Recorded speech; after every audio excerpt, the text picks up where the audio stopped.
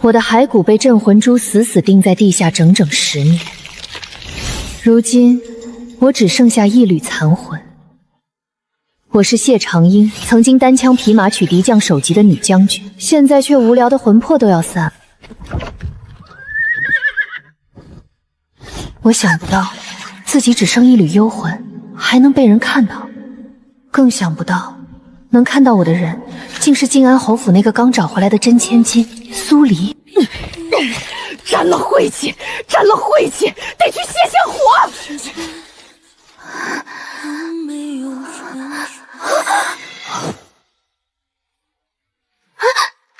喂，把你怀里的干粮给我闻一口，饶你不死。这宿命凭借什么打发要饭的呢，我要闻好的那样的。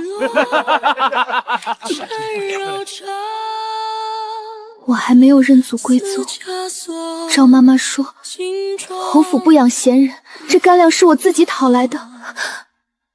堂堂静安侯府，扔出去喂狗的肉泥都比这精实。10几年前宫宴上，我见过那个养女苏婉儿，穿金戴玉，宛若观音座下的童女。那时候苏夫人提起丢失的女儿，还在人前落泪。可如今亲生女儿就在眼前，竟被怠慢至此。人啊，还不如鬼。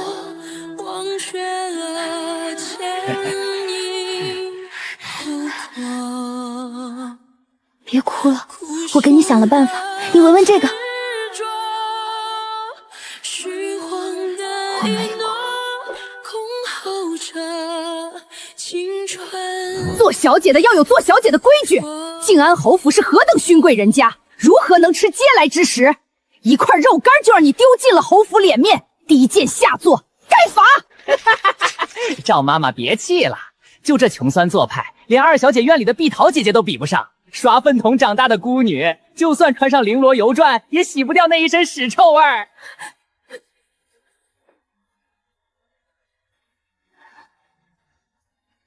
丫头，你见过人肉秋千吗？今天你就要见到了。杀手吧！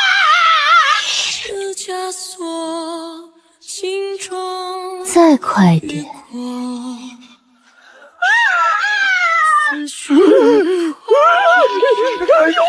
有鬼啊！跑什么？给你们看个风火轮！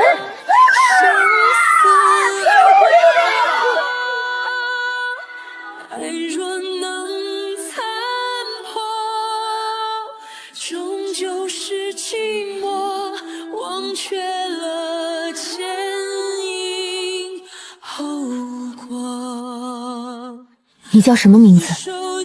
我回京攒钱，去护国寺帮你超度。镇魂珠打过的，神佛难救，超不了度。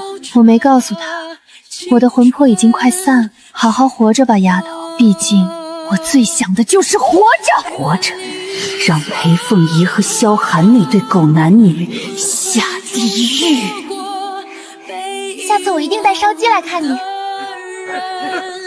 可这一走就是半年，这半年里，其实他偷偷来过几次，每次都带着一身心伤。我有心教他防身的本事，可他太软弱了，总哭着说那是爹娘兄长，真是个傻子。刀都架在脖子上了，还在谈血缘。直到这个暴雨夜，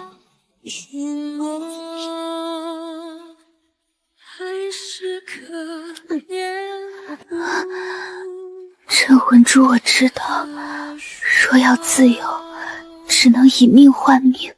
我没有忘了你，我只是被关起来了，出不来，没有烧鸡，你别怪我。谁把你逼成这样？苏家。是世道，是我愚钝懦弱，是我不如苏婉儿讨喜。长林姐姐，你说的对，人善被人欺。我想死，你想活，我们换一换吧，求你，你想救我，可你是抱着必死之心来的。这世间有没有传说活得太辛苦了，没人爱我，也没人在乎我。至少你活着，这世上就还有人记挂我，不是吗？你要好好活，替我活出个人样来。我来生想投个好人家，做只猫也好，做只狗也好，才不做人了。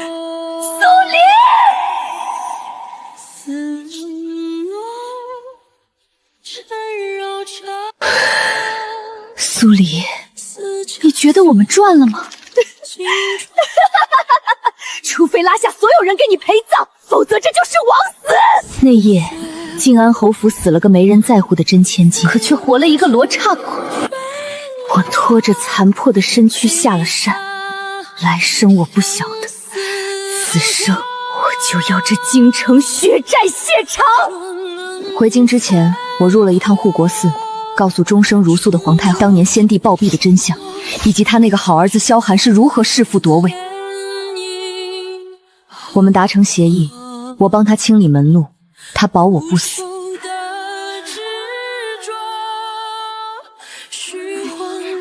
大吉利的日子烧什么纸？嘘，夫人说了，那个扫把星半年前跑了，肯定死在外面了。烧点纸去晦气，免得冲撞了二小姐的喜气。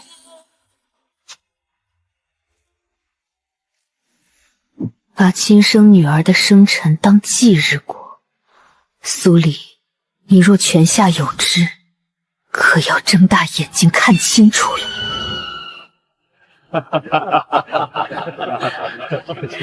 这是你祖母嫁妆里的红宝头面，还有这东珠，母亲都留给我的婉儿。就知道母亲最爱我，如儿好爱母亲。母亲的传家宝阿兄没有，但这御赐的五色玛瑙，可是阿兄在三皇子萧承业门前跪了一天求来的，普天之下只此一份，只配得上婉儿妹妹。回复也不差，我也求了圣上，待你今日即笔礼成，便为你与三皇子赐婚。我的掌上明珠自当配着世间最好的郎君。爹爹羞死了！大庭广众之下说这个，女儿不理你了。这具身体里还残留着你的痛吗？只有我的身体里还残留着苏黎触及疾痛的暗伤。都分完了，那我呢？我这个亲生女儿该给我什么？纸钱吗？还知道回来，以为你多有骨气，离家出走半年，竟没死在外面，又灰溜溜滚回来要饭了。你知不知道婉儿因为你的离家出走，担惊受怕的吃不下睡不着？你敢与人私奔，简直不要脸！侯府的脸都被你丢尽了。阿兄别说了，姐姐肯定知错了。虽然姐姐推我下水，又偷了我的玉佩，但只要姐姐回来，我愿意把姐姐的一切都还回去。姐姐，那封私奔的信我已经替你毁了，只要你跪下给父亲母亲磕头认个错，我们还是一家人。竟长金了，那个买通的悍匪怎么没弄死你？赔钱货！这次回来，我要把你卖进青楼里。这就是逼死苏黎的手段，两面三刀，口蜜小钱。这么说，我与人私奔的事是你造的谣？姐姐怪我吗？我不是故意的。要是以前的苏黎，肯定会慌乱解释。可惜，我是谢长金。承认了就好，别的废话不用多说。来人，拿下这个疯妇！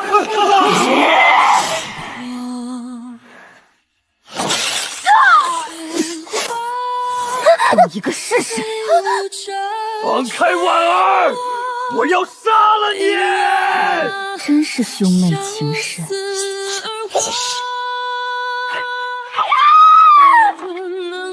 姐，我的儿啊！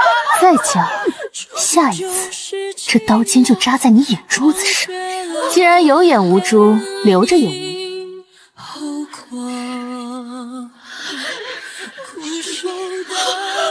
义女，你是要造反吗？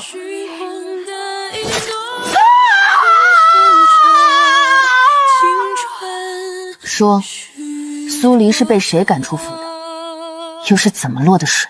是二小姐，是二小姐容不下大小姐，才设计把她赶出府，还摆通悍匪要辱杀大小姐。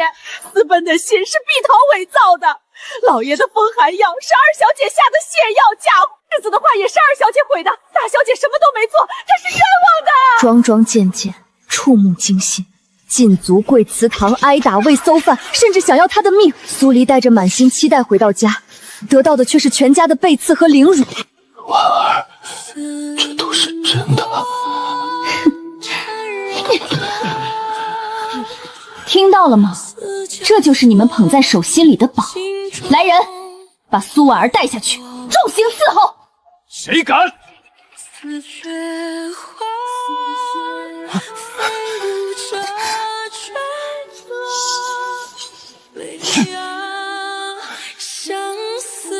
还有脸看本皇子？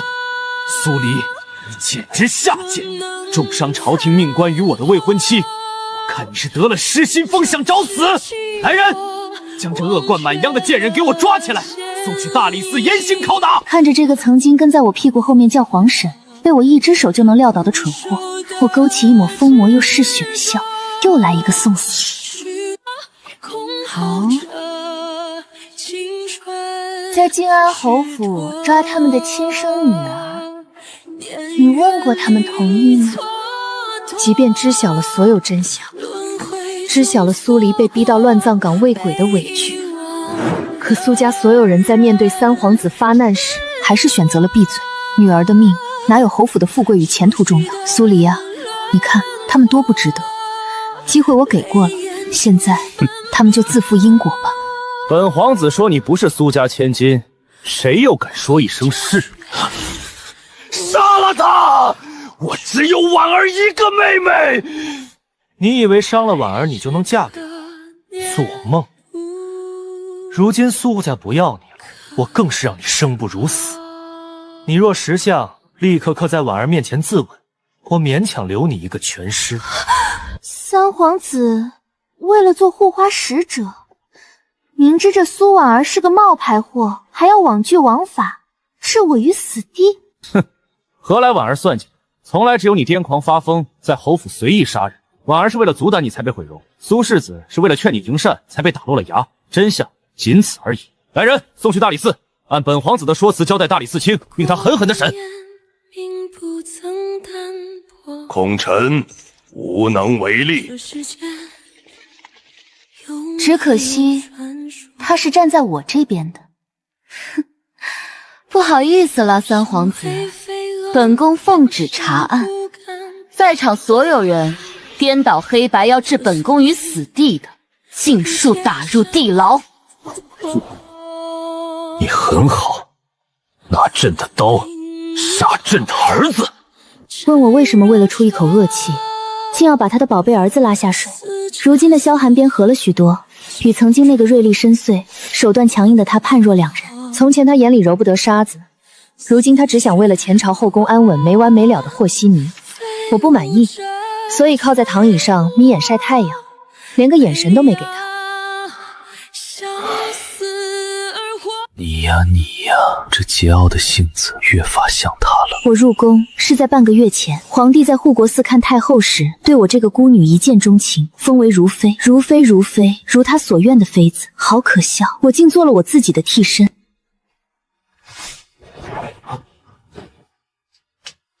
毕竟任谁也想不到，如今的苏黎躯壳里装的会是萧寒那个死了10年的白月光女将谢长真。模仿我自己，要多像就能有多像。所以当我在护国寺的桃花林里，他在我的刀锋里找到了故人的影子。他要封目中无人的我为妃，我提出的条件便是借他的势，替我杀了侯府那个假千金，报仇雪恨。只可惜他没了从前的狠力，不愿直接插手大臣后院，只将大理寺卿和大内总管武公公借给了我。我就用当年陪他打天下时的铁血手段，逼出了完美无缺的罪证。偏偏跳出个萧承业要一怒为红颜，让我成为冤死鬼。萧寒想保儿子，我偏要出口气。他幼时差点病死，皇后溺爱太甚，换得他不知天高地厚，太令朕失望了。一句失望就完了。这是他当年亲口对苏黎说过的，他最爱的模样。皇后娘娘驾到！裴凤仪啊，好久不见。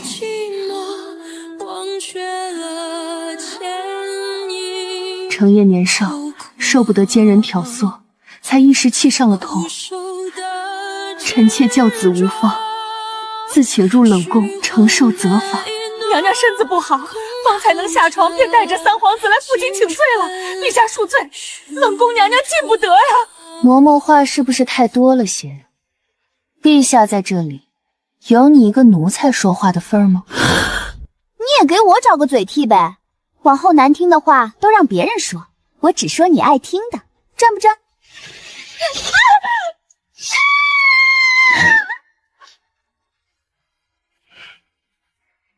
奸人是谁？我吗？还是说那个该死的假千金？你是朕的爱妃，若你成了奸人，那朕岂不成了昏君？皇后一死，苏家女阴狠毒辣，利用了朕的儿子，还要杀朕的爱妃，罪不可赦。朕便罚苏婉儿。父皇不可！母后，儿臣对婉儿一片真心，她至纯至善，不过是被人陷害毁了容。母后贵为中宫，该为弱女子做主啊！放肆！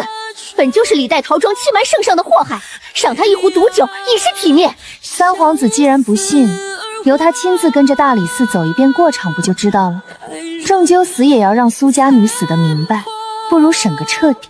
滚钉床，受炮炼，割耳断指入蛇窝，72道刑法，我一定会替姐姐审个彻底。当初苏黎受的委屈，我要苏婉儿一层一层的往下走，血债血偿。陛下，不可！再护下去，他这般立不起来的草包，只配滚去封地开荒。看着心上人在自己眼皮子底下，苏婉儿被下狱，还滴答着水冲他身手，叫叶哥哥救命的时候，温室里长大的萧承业吓得腿都软了。偏偏苏婉儿咽气前，气力地冲他喊了一句：“不能相伴，死了我也会缠着你。”萧承业当即命人将其挫骨扬灰，扔进江水里。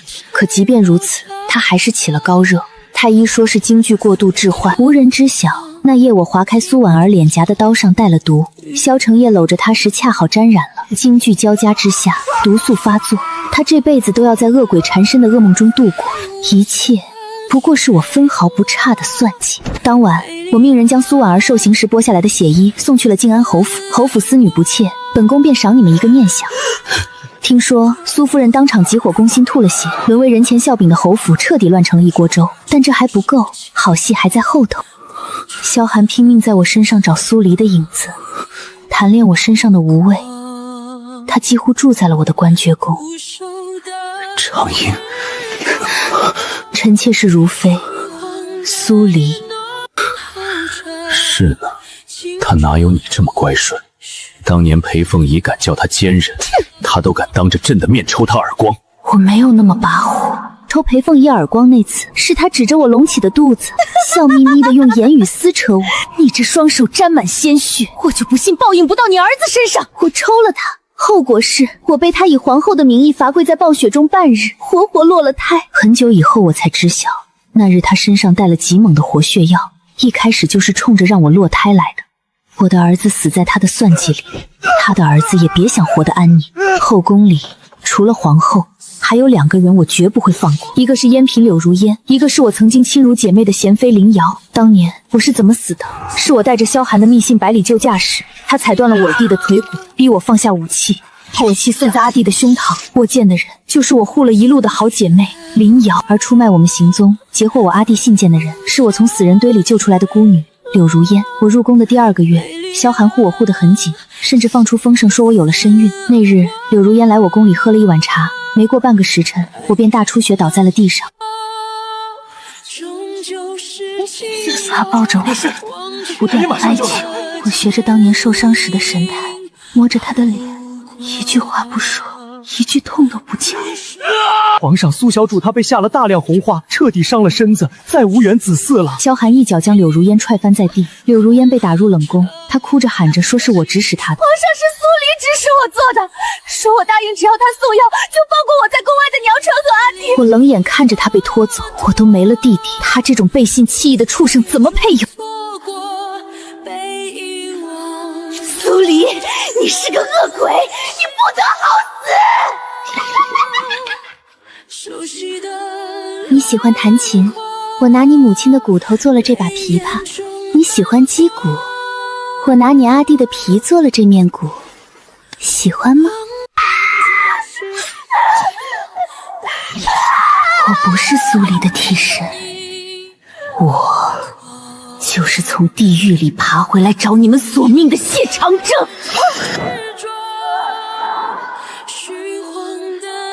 解决完柳如烟，下一个就是贤妃林兰。我深知萧寒最忌讳什么，他正值壮年，最怕皇子结党营私，逼他立储。我假意与林兰交好，怂恿他让二皇子在朝堂上大出风头，疯狂打压失势的三皇子，树大招风。二皇子得意忘形，终于触了萧寒的逆鳞。萧寒雷霆震怒，以结党营私、残害手足之名，将二皇子废为庶人，流放封地，无诏不得入京。而在此期间，晋安侯府见风使舵，竟妄图攀附二皇子，结果拔出萝卜带出驴，一夜之间，晋安侯府卷入谋反案，抄家流放。那个高高在上的苏世子受不得流放之苦，尸骨无存。苏老爷歪斜着嘴瘫痪在床，苏夫人在军营里满手冻妆刷着公筒。他们终于体会到了当初苏黎在侯府过的是什么日子。眼见我越走越高，甚至收养了养在太后膝下最不受宠却也最安全的四皇子萧承安，林禳彻底坐不住了。他和久病不出的皇后裴凤仪联了手。那一日，群臣弹劾我残暴不仁，德不配位。如妃根本不是什么孤女，这些信是她怂恿燕嫔谋害皇嗣的铁证，这字迹力透纸壁，分明是当年那个乱臣贼子谢长英的笔迹。苏家余孽换了张皮囊，潜伏在陛下身边，意图颠覆大楚江山，请陛下赐死这个妖女。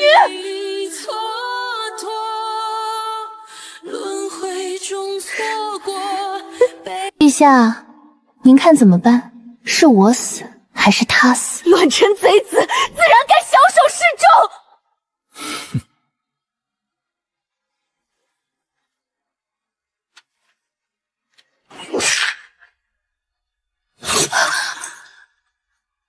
皇上打错人了，作恶的是如妃啊！哼，你们说这是如妃的字迹，可如妃流落在外15年，根本大字不识几个。这笔字是朕教她识，为了迁就她，特意用左手写下的真迹。林瑶，你时常出入关雎宫，偷走朕的字帖，伪造信件，构陷宠妃，你该当何罪？他算尽了一切，唯独算输了。如今的苏黎不会写字，这所谓的罪证，不过是我故意用左手模仿萧寒笔记，留给他偷走的催命符。狼被拖进冷宫，我去看他时，只说了一句话：我不会杀你，我要让你日日夜夜惶恐，猜测远在封地的儿子哪一天会像我阿弟一样被剁成肉泥。他崩溃大哭，求生不得，求死不能。林兰疯了，二皇子废了，三皇子成了药罐子。裴凤仪终于孤注一掷，请来了当年在我骸骨上钉下镇魂珠的国师，断言我乃妖邪附体，要用5味真火将我神魂俱灭。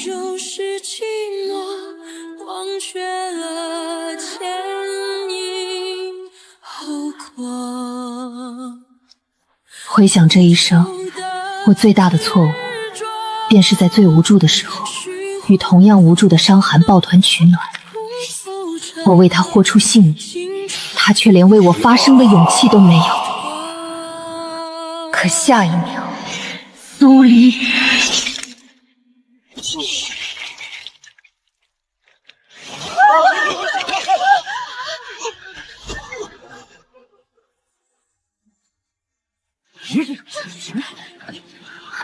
大胆妖道，竟敢借做法谋害皇帝，给哀家拿下！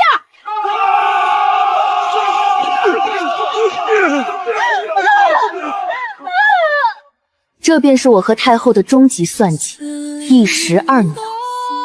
太后要除掉篡位的萧寒和外戚裴家，扶持四皇子上位，而我要借阵法的反噬，要了萧寒的命，借走你真龙之气来续命的妖道，曾在15年前往苏黎的骸骨上打了镇魂珠，苏黎成了孤魂野鬼，后来被一个小姑娘用命换了回来。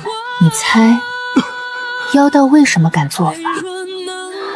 因为若我以苏黎的血肉献祭，他当年欠下的孽债就会反噬到宿主身上。这世上永远是刀子扎在自己身上才知道痛。你是在看谢长行，还是在看苏黎？无妨，都是我，只是你都不配。江山你最爱，那就留给我养的儿子吧。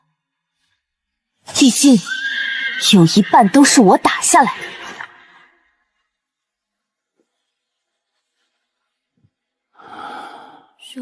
至于裴凤仪，我在冷宫里为她准备了72道酷刑，每日一道，让她在绝望中熬了整整3年才咽气。大仇得报，四皇子萧承安登基为帝，他对我敬重有加，在我的暗示下，全面为谢家平反，追封我父亲与阿弟。宫宴一场接着一场，世人皆道当朝太后最爱奢靡，直到在那日百花宴上，荣恩侯世代清流，家风极正，男子45子方可纳妾，世子与夫人更是青梅竹马，恩爱非常。那女子眼底的光芒澄澈又幸福。小夫人，你过来。